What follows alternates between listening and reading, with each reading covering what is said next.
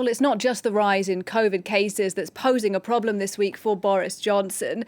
Today, his party is fighting a by-election in a normally safe Conservative seat.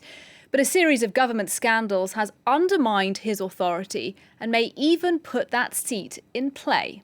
Well, for the latest, let's cross now to London and talk to our correspondent, Benedicte Paviot. And Benedicte, start first of all by just telling us how it is that this election came about in the first place.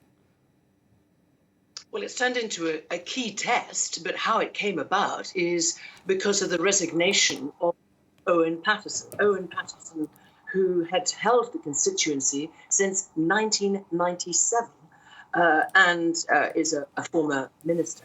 And the reason that he had to stand down last month is because he was found to have breached parliamentary rules on lobbying. Indeed, that precipitated a whole questioning of the government's policy on the fact of lobbying by MPs, on second jobs by MPs.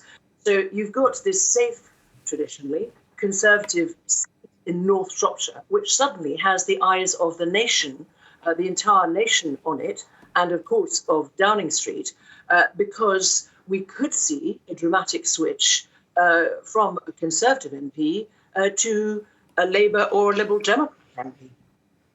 And what's the worst case scenario here for the Prime Minister? Well, the worst case scenario is a very low turnout of Conservative voters, and is indeed that from a safe, traditional Conservative seat of 23,000 or so majority, it were to swing to either the Liberal Democrats or to the Labour Party. So the polls opened at 7 a.m.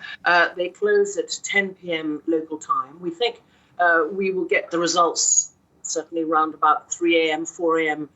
Local time.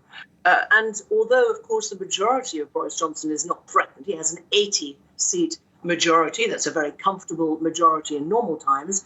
These are not normal times. It comes at a very complex, difficult time for the Prime Minister, under pressure from his own MPs, as we saw only 2 days ago in Parliament, where he won a crucial vote to introduce new, stricter COVID rules in England, only thanks to the main opposition party, the Labour Party, which, of course, the Labour Party has very much emphasised in its reaction to that vote going through, thanks to its votes.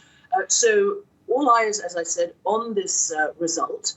And if it does swing to a Liberal Democrat or Labour MP, this would be a further blow to the image, the authority of this Prime Minister. And I think there would be increased nervousness in the Tory ranks. And we'll see that, plus the fact that we have got this Omicron wave, which has become dominant in London, dominant soon in the rest of the UK, comes at a very, very difficult time for the Prime Minister.